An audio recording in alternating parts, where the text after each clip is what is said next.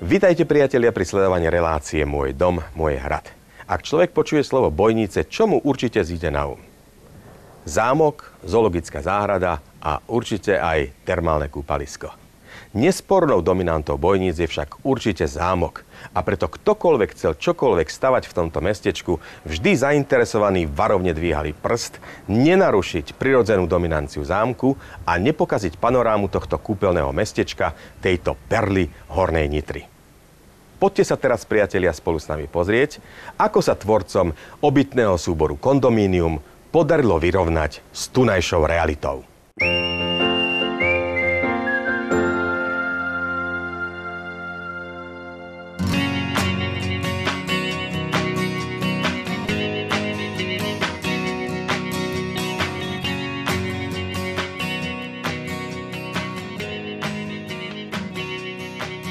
Tým, že Bojnice sú mojím rodným mestom, som tu vyrastal, dlhé roky som po vysokej škole tu pôsobil ako mestský architekt.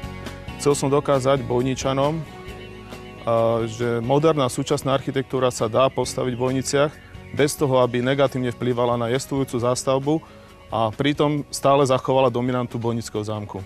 To je asi taký základný atribút, ktorý nás viedol k tomu, Kondomínium svojou polohou, veľmi lukratívnou, dá sa povedať, že jednou z posledných pozemkov, ktoré poskytuje takúto možnosť, pretože disponibilita mesta Bojnice ako malebného kúpeľného mestečka je obmedzená.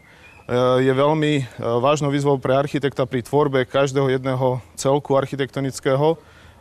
Pri tvorbe samozrejme musí rešpektovať jestvujúcu zástavbu, kde si myslím, že sa nám to z hľadiska hmotového podarilo a vhodným spôsobom sme zakomponovali kondomínium do už zažitého celku obytného rodinných domov, ktoré v podstate neprevyšujú výšku podlažnosti, respektíve priehľady tak na Prievidzu a panorámu celej Hornej Nitry, ako aj výhľady na Bojnický zámok. Naopak sme v tej architektúre chceli vyťahnuť pozitíva tej lokality v maximálnej miere, to znamená exponovanosť priestoru, to znamená svetelnosť svetových strán a samozrejme výhľady na Bojnický zámok, ktoré sú úžasné a jedinečné.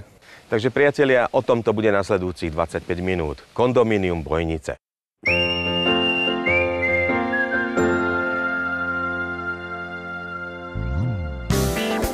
Dnes vám teda po jednotlivých blokoch predstavíme novostavbu zaujímavého obytného súboru.